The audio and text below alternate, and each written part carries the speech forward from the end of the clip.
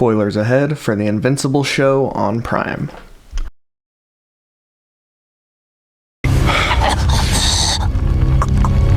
I am so lonely. All the other Viltrumites are scared of me. No one talks to me. No one wants to be my friend. They think I am unstable. They send me from planet to planet committing atrocities in their name.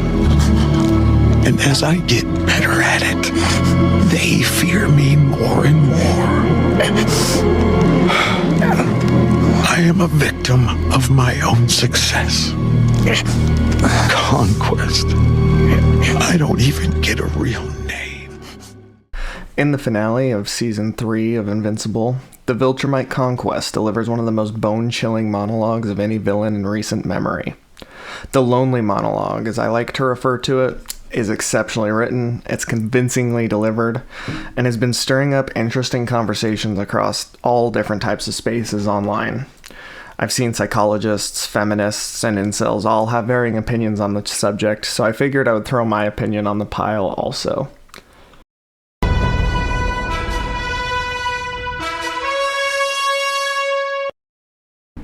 Most of those conversations have emphasized Conquest's vulnerability and how difficult it must be to fill his role.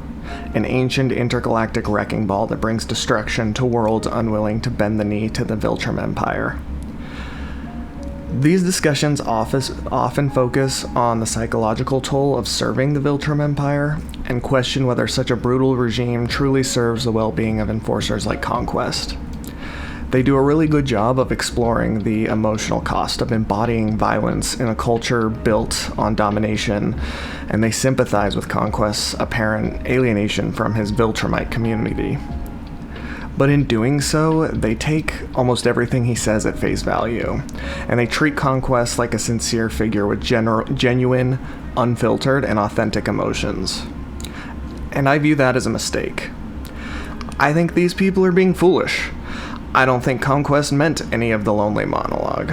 Rather, this is a well-rehearsed speech that he's delivered possibly dozens of times, and its whole purpose is to communicate to his victims that they are experiencing their final moments. It's not a moment of vulnerability. Conquest is leveraging a psychological weapon to terrorize his victims. So let's take a look at some of the narrative elements that I believe support what I'm talking about.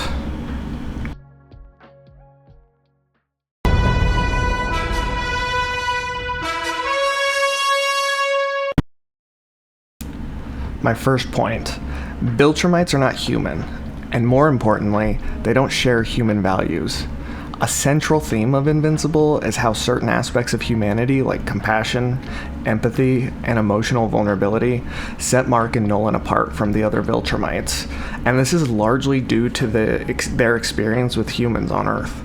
This experience makes them capable of emotional growth in ways most Viltrumites simply can't comprehend. You have to remember, the Empire has systematically bred those qualities out during the Purge and subsequent years, meaning that Conquest holds an extremely negative disposition towards these human traits in order to survive and achieve his rank in the Empire to this point. In addition to that, Nolan's emotional arc shows what happens when a Viltrumite is exposed to humanity long enough for those traits to be developed or possibly re-emerge. On Thraxa, he expresses his frustration to Mark about his newly acquired concern for others. Why do I care about them? They were weak, short-lived, barely a species. They shouldn't matter to me. That doesn't mean they should die. You don't understand! I'm not supposed to feel this way! How is this better? This is how you should have felt on Earth.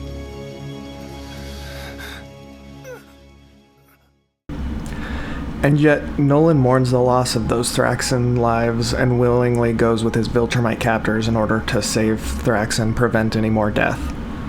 Later, he confesses to Alan that he misses his wife, shortly before defying his own execution orders to save Alan out of a sense of compassion and care for his friend.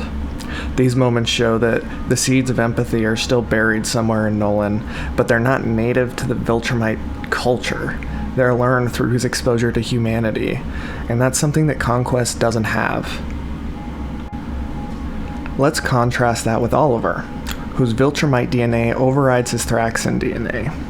We learn that the Thraxan people are an extremely humble, compassionate species due to their short lives from Oliver's mother.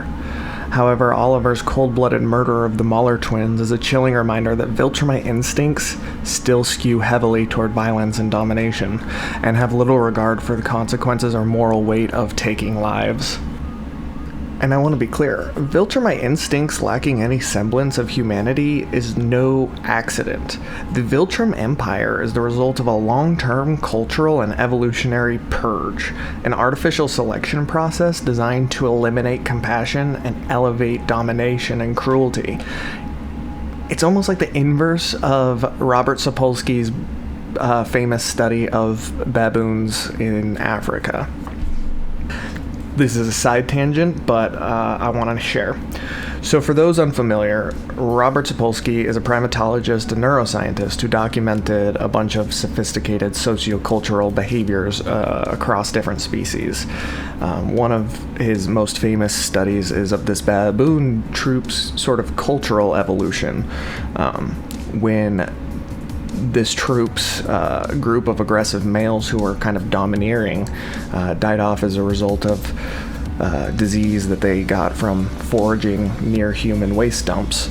The troop gradually became more peaceful and cooperative, and it's largely understood that the absence of aggression allowed a new, more nurturing and cooperative culture to emerge in that baboon troop. The Viltrumites are what happens when you flip that story on its head. So instead of the violent dying out, the violent and the domineering in society were preserved and amplified. The Empire deliberately culled any trace of empathy, leaving behind a culture optimized for conquest. No pun intended. In that sense, the Viltrumites are not just an alien species. They're the product of a society that has made war, domination, and emotional repression its evolutionary goals. So when it comes to Conquest as a Viltrumite, he's culturally and psychologically incapable of feeling human emotions. He's not had exposure to humanity to acquire those abilities yet, and we should not trust that he experiences them just because he says he does. Now let's look at some of the evidence that's unique to Conquest specifically.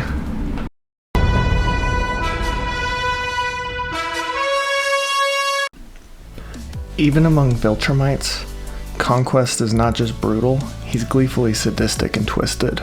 Performing acts like licking Eve's blood from his arm after punching through her, telling Oliver how much he enjoys the experience of tearing him in half and threatening to eat his organs. He lives his life as a genocidal weapon of mass destruction, and we're supposed to think that someone with that mode of being is also capable of authentically feeling human emotion? He doesn't even understand the concept outside of how it can be a tool that he can use to terrify those that resist him. In which case, he increases the pleasure he experiences in the fight by amplifying that fear. And you have to keep in mind how old Conquest is. He's been doing this for ages. The Viltrumite Purge is speculated to have been at least hundreds of thousands of years ago, and Conquest is depicted as having participated. He's been doing this for longer than modern humanity has existed, which is about 300,000 years if you didn't know. He's had more than enough time to change his mind and take on a different lifestyle, and he hasn't. And in that time, just imagine how many fights he's had like Mark. They may be rare, he usually just rolls through a planet and dominates, but they're not unheard of. The Big C's missing an arm, for crying out loud. If it's true that Conquest is as scary and unpopular to his fellow Viltrumites as he claims to be, and he hasn't pursued any behavioral change at all, we can only assume that there is an aspect to these group dynamics that he enjoys. He loves to be alone, whether he can admit it or not. Given how powerful he is and how much time he has had, I refuse to believe that he's behaving this way for any other reason than he wants to. What would you do if you could fly between galaxies and lived indefinitely? Would you continue to be such an asshole unless that's actually what you are to your core? Think about it. Now I want to get into some broader thematic elements that also support what I'm saying.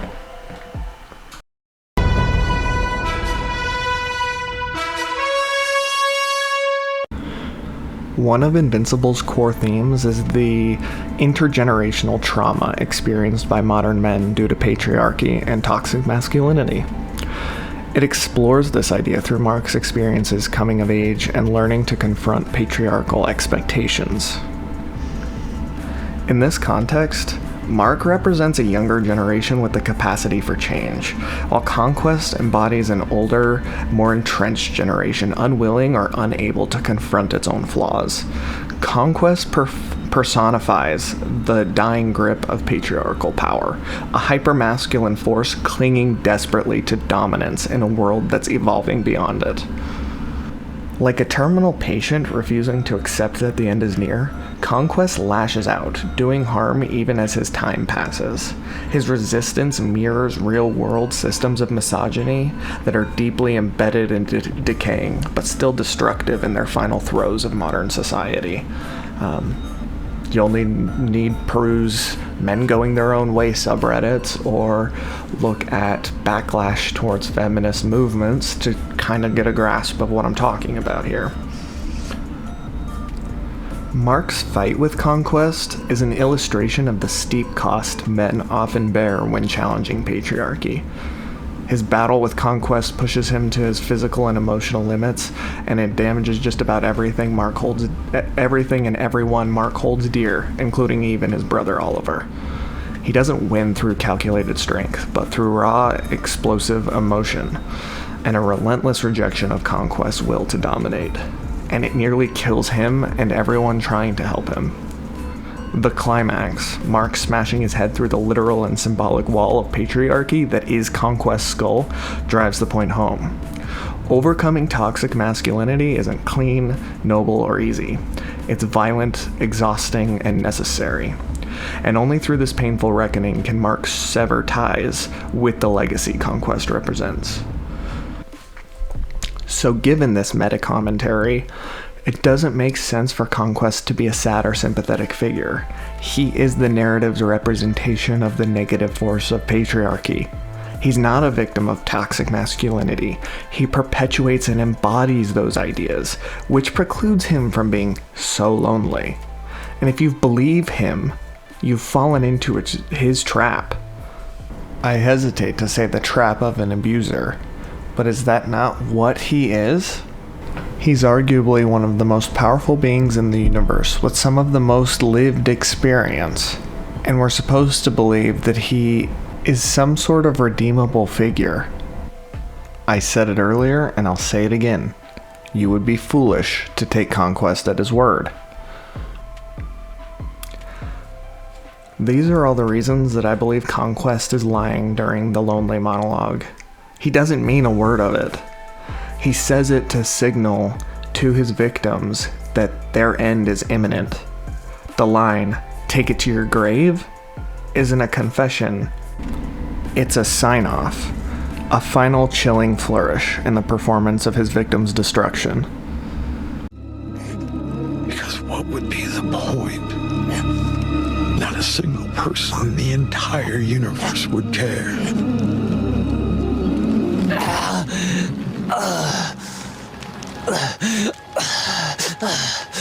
Take it to your grave. Now let's consider some counter-arguments to my point and why I think they're wrong. Conquest means it, and we should generally take what he's saying in the moment at face value. After all, his victim's final moments may be the only time he feels safe or comfortable enough to reveal his true feelings. I've got 2 points to rebut this. First, why do you assume Conquest ever feels unsafe or vulnerable? Those don't even seem to be considerations, given my points earlier about his long history of filling this role in violence and domination. What could he be afraid of? And second, why would you believe Conquest? He shows up, he kicks your ass, he threatens to eat your brother's organs, and you're supposed to believe that this is a guy who would be honest with you, as opposed to a guy whose goal is to enact the maximum traumatic emotional effect. It just seems naive to believe a guy like Conquest. Counterpoint 2. Conquest, having such a lust for battle and holding a high regard for a competent warrior and competitor like Mark, is what drives him to be honest and vulnerable. I just think Conquest holds an entirely different set of values from a character like Battle Beast. I think you would say that about Battle Beast. I don't think you can say the same about Conquest. Conquest doesn't seem to be seeking the greatest foe. If he was, he wouldn't be an agent of the Viltrum Empire. Instead, I think his lust for battle is more related to the excitement at anything deviating from the norm. Conquest rolls through and kills significant fractions of planets' populations and moves on a regular basis. When it's not that easy, it's more interesting and exciting to him. Counterpoint 3. Viltrumites feel emotions similar to humans, but the Empire and its expansion requires them to lie and suppress their feelings. Each Viltrumite has their own version of what Conquest is feeling as a result of this suppression. Nolan is proof of that. This is probably the strongest argument against my thesis, especially since it strengthens my points about toxic masculinity and patriarchy being primary messages in the series. My first criticism is that anthropomorphizing alien species is kind of a basic way to interpret alien cultures in a fictional media. That might be overly nerdy and nitpicky, but that's just my perspective.